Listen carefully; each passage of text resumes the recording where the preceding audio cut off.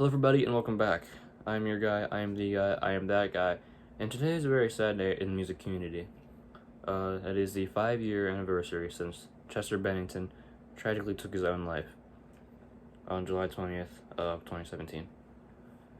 The news was shocking for a lot of people and was very hard to get through for a lot of other people.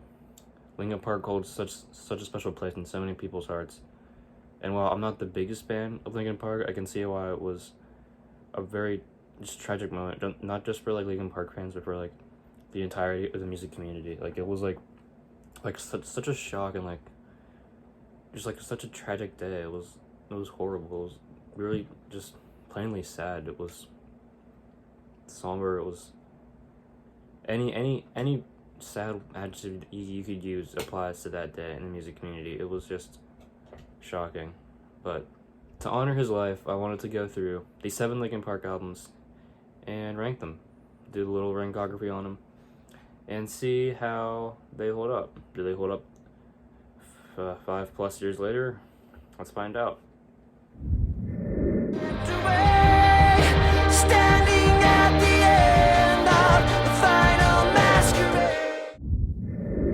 Starting off at number 7, I have The Hunting Party.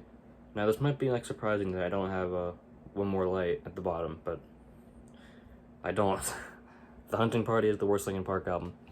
I stand by this, and I'll die on this hill.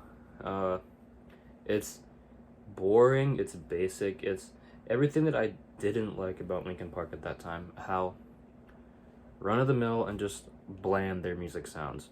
Everything that I have, all the problems that I have with Linkin Park, you can find on this very album, and it frustrated me as a listener and as someone who wanted Linkin Park to succeed, because I won't deny that Linkin Park has some amazing albums, but The Hunting Party is not one of them because it follows every basic and boring idea that Linkin Park had in the past, not even like a year amount of time, like their entire career. Every bland and basic idea that they had is on The Hunting Party. They play it completely safe and take like no risks, and it's just boring Linkin Park, basic Linkin Park formula.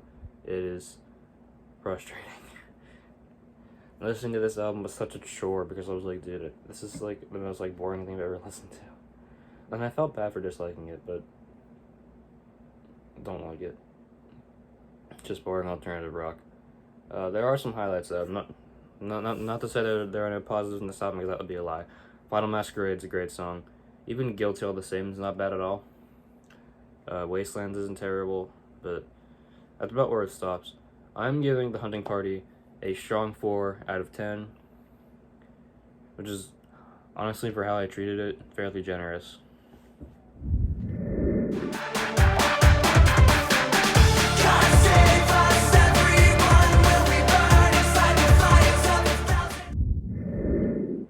Alright, next we have an album that's starting to grow on me a little bit, in 1,000 Suns, at number 6. I still don't like it, but I tolerate it much more than I used to.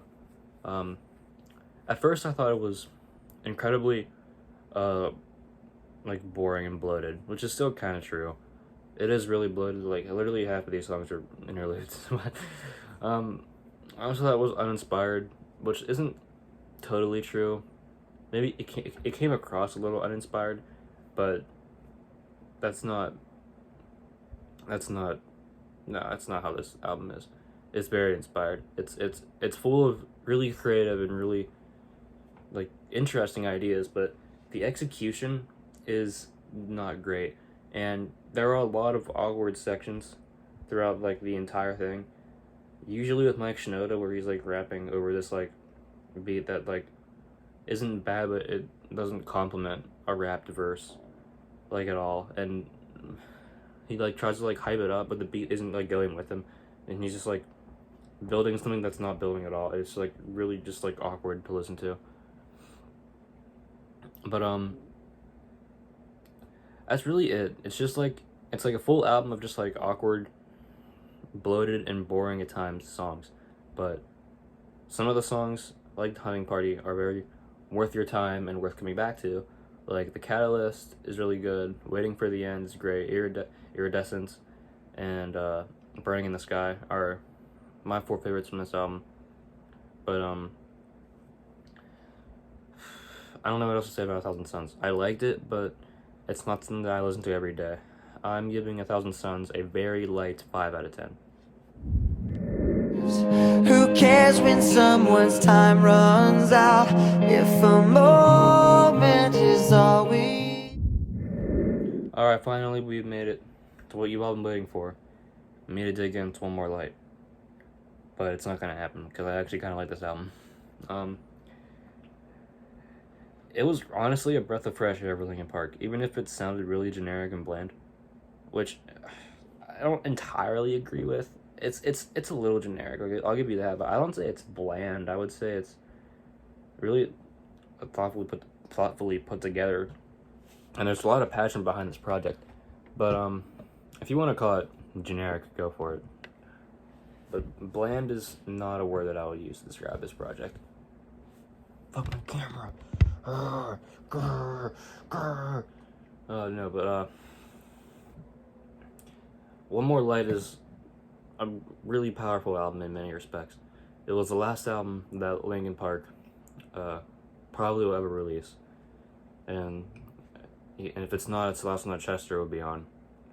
But it's really something, because it really dives into like you can see that Chester was really troubled when he made this, and like the fan reception that it got was really like bad, and I felt bad for him on a personal level, because I knew he put a lot of time into this project and he really wanted the fans to enjoy this one, but the fans gave it like 0 chance. And honestly, I don't entirely blame them, because it is a little generic, but I found a lot of positives in this album. I don't care what your opinion on Heavy is, but Heavy is an incredibly nostalgic song for me, because it was like the very first song I heard by Linkin Park that I like loved, and it got me to listen to their discography. And it's just nostalgic for me. Nostalgic for me. One More Light, the title track, is a really powerful song in Linkin Park's discography, because it was one of the last songs the new songs that you've heard from him, and the lyrical content on it is just powerful considering everything that happened after it. Because it is just really sad in hindsight. But I'm not gonna sit here and act like some of the songs aren't boring or radio filler, because that's a lie. Good Goodbye sucks. Talking to Myself sucks. But those like really the only songs that I hated. I found a lot of positives in this, and if this is the last album by Linkin Park, I'm totally fine with that. And really, this album was just a really good way for me to just look back at Chester Bennington's incredible career in life and just give praise to it. And I really hope that Chester Bennington's resting in peace, and that he's happy with his life, because I'm proud of his life. I am giving One More Light a strong 6 out of 10. Get lost in the nothingness inside of me. I was confused, and I let it all out to find that I'm not the only person. And actually, we have an interesting case. We have Meteora at number 4, which is literally just Hybrid Theory 2. There was nothing that this album does that is not like the exact same thing as Hybrid Theory. And it's still good, don't get me wrong, but it's just like such a copy and paste album that it just like bugs me. It's not like terrible, like it is really hard to get a good read on this album, because it is just Hybrid Theory but again.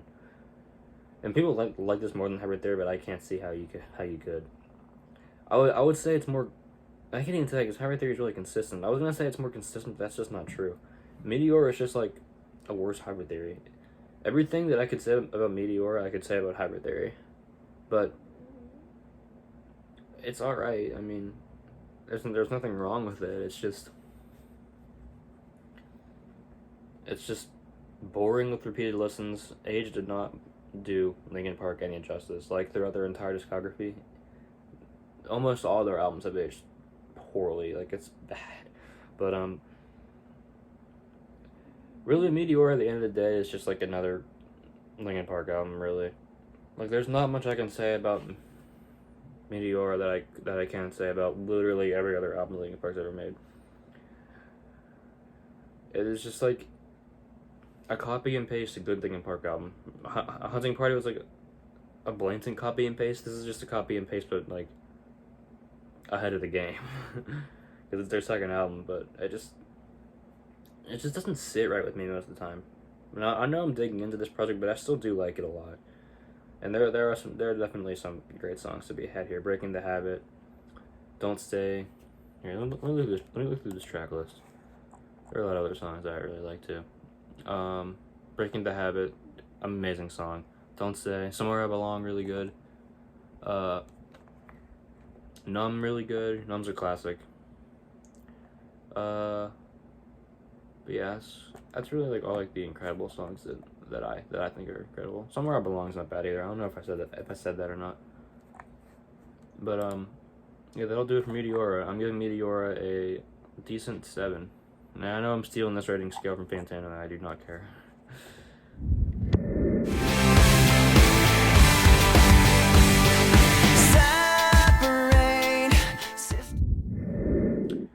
Third, which surprised me that it was this high, but third is Living Things. And I don't want to spend too much time on it because really there's not much to talk about. It's just like a pretty good back to form after 1,000 Suns. Which I thought was, in a way, it's kind of regretful because 1,000 Suns' poor reception made them like go back to this like not boring but like really overdone rap rock style and alternative rock style without like any like risks. But I do think this is better than 1,000 Suns, so I'm part of the problem.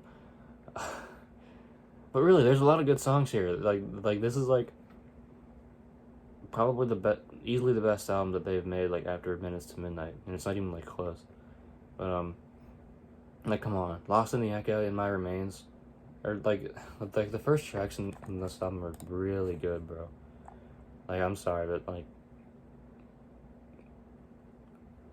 even Victimized, I'll give it to you on that one. Victimized is good. Like there's so many like songs I just like I can like listen to on this and just like wow, this is good. Yeah, that's really all I have to say about Living Things is that I like it, but it's a little generic. Like Meteora, I'm giving Living Things a decent 7. Every time I lie, face the last, every time I fall, so I know that when it's time to sing. Alright, number 2, you know what it is. Hybrid Theory. One of the biggest, arguably one of the biggest alternative rock albums of all time. Definitely in the 2000s, maybe of all time. I think it came out in 2000, right? Yeah, it came out in 2000, okay. That would have been really embarrassing. This came out in the 90s, and I completely forgot.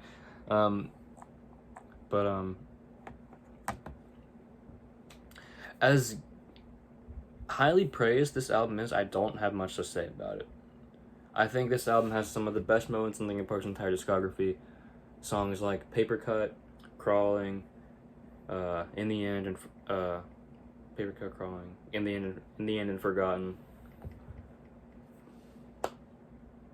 Awesome songs, great songs. But that being said, I think this album's consistency is a part of its downfall because there's not really any song on Hybrid Theory that I dislike, but there's a lot of songs in Hybrid Theory that I think are just good, but songs that I wouldn't come back to. Many of these songs do not take the extra step that I would like them to take for them to truly be great songs. Here, let me give you some examples. I can get like the entire track list, but With You, I Wish Did More. Runaway is pretty boring with repeated listens. The Closer, Pushing Me Away, kind of is a really boring closer. Cure for the Itch is a fun song, but it's not like a needed song. Cure for the Itch feels more like filler. But I really got everything across that I wanted to say about Hybrid Theory. I respect it for its high praise, and I do agree with some of the high praise, but I do wish it did a little more. And I think because that I want it to do a little more is because like I said with Meteora, this album has not aged very well. So that's my opinion on Hybrid Theory. I'm giving Hybrid Theory on this day, July 20th, 2022, a strong 7 out of 10. If you asked me like 10 years ago, I probably would have given it like an 8 or a 9. My insides all turn to ash, so slow. We have made it to the end of my Linkin Park Rankography session. And at the top, I have probably an unpopular choice at Minutes to Midnight. I know this is where many people would say Linkin Park started their downfall, but I think Minutes to Midnight is one of the most underrated albums of all time. It is like a complete like masterpiece of like alternative rock and metal. Like it like I don't know how to explain it. I don't know how to talk about albums I love, but this is one of them. Like they change up their style from Meteora just enough to the point where it like does them so much benefits and it feels so much more innovative. Not for the genre, but for Linkin Park. It feels like a new Linkin Park, and it feels really special, honestly. Like let me read you through this track list here. That's how I'm gonna review this track by track. First track was Wake. Wake's a cool little opening like intro interlude.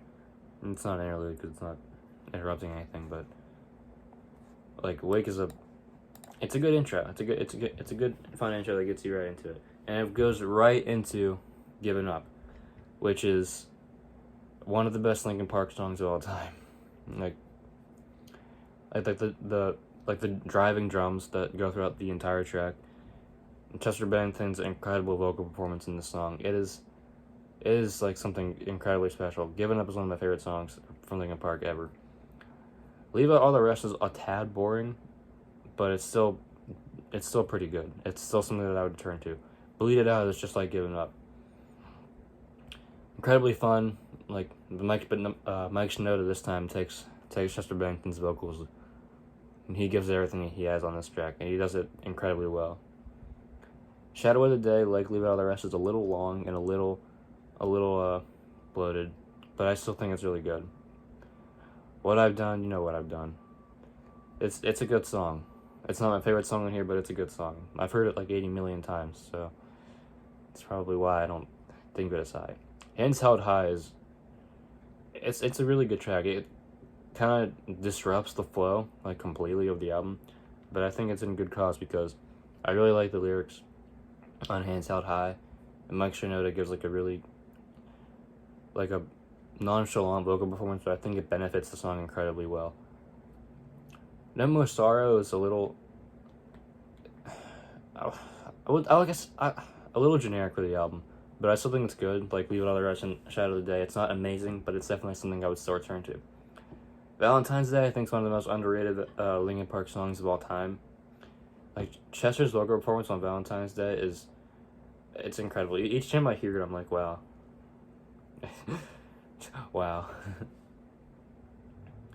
In between, like Leave It All the Rest and Shadow of the Day, and No More Sorrow. A little generic for the album, but it's still something that I come back to. Little Things Give You Away also falls under that. But In Pieces is another amazing song for the album. So that's 7 of the 12 tracks that I think are like amazing, near perfect, if not perfect, and 5 songs that I still like. I like every song on this album. It's the only Linkin Park song that I return to each song. And I'm definitely gonna listen to this album probably after I'm done recording this video, just so I can give like some respects to Chester Bennington and his legacy. But yeah, I'm giving Minutes to Midnight a decent to strong 9. I love this album. That'll do it for my Linkin Park Rankography. I hope you enjoyed. If you did, make sure to leave a like and subscribe, and leave a comment. I love interacting with comments. It's so fun to interact with you all. I love replying and liking all the wonderful comments that I get, because I get so many. But that's it for me.